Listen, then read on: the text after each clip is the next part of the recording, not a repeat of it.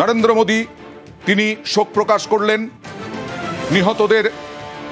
নিহতদের পরিবারকে সমবেদনা জানালেন, পরিবারগুলোকে আহতদের সব রকম সাহায্যের আশ্বাস।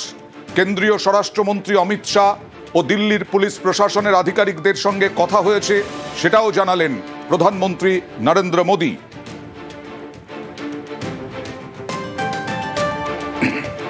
এক্স হ্যান্ডেলে পোস্ট করলেন প্রধানমন্ত্রী নরেন্দ্র মোদী।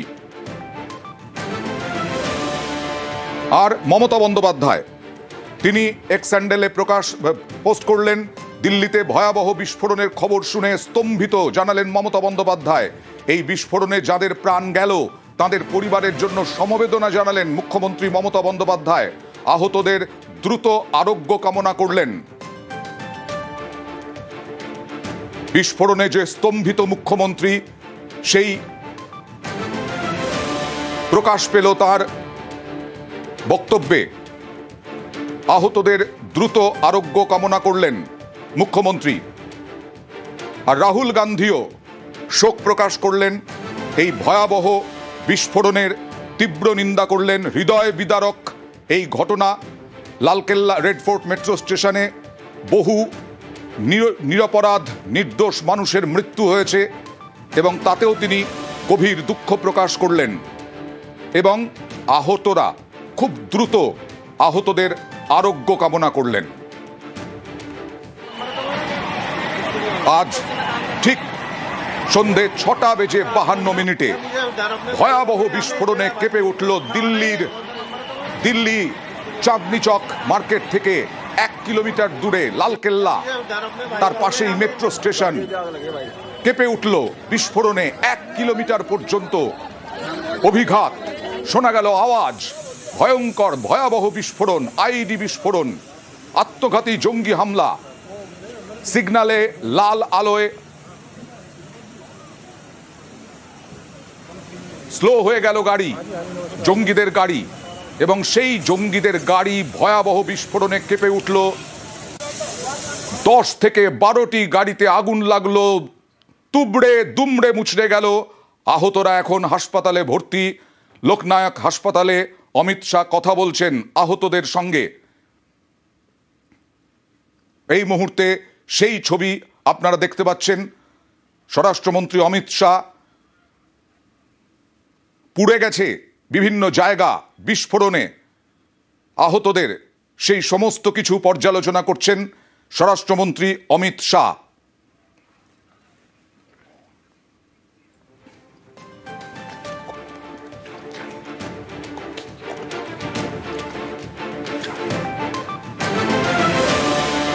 দিল্লিতে বিস্ফোরণে নিহত 11, সঙ্গে রয়েছেন দিল্লির পুলিশ কমিশনার।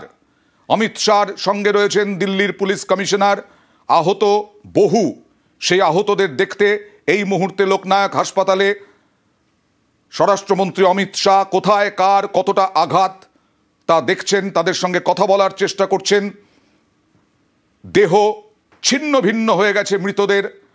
অভিঘাত এতটাই ভয়াবহ, বিস্ফোরণ কখন হয়েছে, কিভাবে হয়েছে, প্রত্যক্ষদর্শীদের ভয়াবহ অভিজ্ঞতার কথা আমরা পর পর শোনালাম আপনাদেরকে।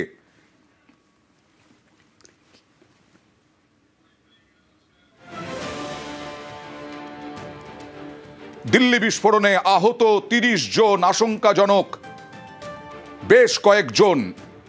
আহতদের দেখতে হাসপাতালে অমিত শাহ, আর কিছুক্ষণের মধ্যেই তিনি স্পটে যাবেন। কথা বলবো মৈত্রেয়ীর সঙ্গে।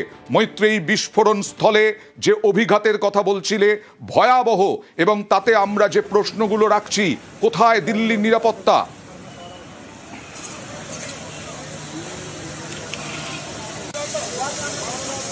সরকারের তরফ থেকে, কেন্দ্র সরকারের তরফ থেকে একেবারে বারবার করে ঘোষণা করা হয়েছে যে দিল্লি অত্যন্ত সুরক্ষিত। শুধু দিল্লি নয়, গোটা দেশেরই ইনল্যান্ড পোর্শন অত্যন্ত সুরক্ষিত রয়েছে এবং জঙ্গি মোকাবিলায় দেশের অন্যতম এগিয়ে গিয়েছে এই মুহূর্তে ভারত। সেই জায়গায় দাঁড়িয়ে রাজধানীর এমন একটি আইকনিক স্পটের সামনে বিস্ফোরণ করা হলো, যেটি কিন্তু লালকেল্লা, অর্থাৎ যেখান থেকে প্রধানমন্ত্রী একেবারে স্বাধীন স্বাধীনতা দিবসের দিন যেখানে বক্তব্য রাখেন, যেখান থেকে দাঁড়িয়ে দেশবাসীর উদ্দেশ্যে বার্তা দেন, সেই আইকনিক লালকেল্লায় স্বাধীনতার পরে যেখানে প্রথম যে জায়গা থেকে প্রধানমন্ত্রী জওয়াহরলাল নেহেরু যিনি বার্তা দিয়েছিলেন দেশবাসীকে, সেই লালকেল্লার সামনে ভিড়ে ঠাসা লালকেল্লা এবং লালকেল্লার সামনের এই বাজার, যেখানে এখনো পর্যন্ত আমরা কিছু স্থানীয় বাসিন্দাদের সাথে কথা বলছিলাম, তারা যেটা বলছিলেন যে এই মার্কেট তো খোলা ছিল এবং বিশেষত চাঁদনি চক এবং বিয়ে বাড়ির সিজন আসছে, অর্থাৎ স্বাধীনতার সিজন, এবং যেখানে লালকেল্লা একেবারে লালকেল্লার সামনে চাঁদনি চক মার্কেটের কাছে ভিড়ে ঠাসা ছিল, যেখানে গাড়ি মুভ করার মতো অবস্থা ছিল না, মানুষের চলতে মানুষ পারছিলেন না, সেরকম ভিড়ে ঠাসা একটি জায়গায় বিস্ফোরণ, যেখানে গাড়ি একটি i20 গাড়ি করে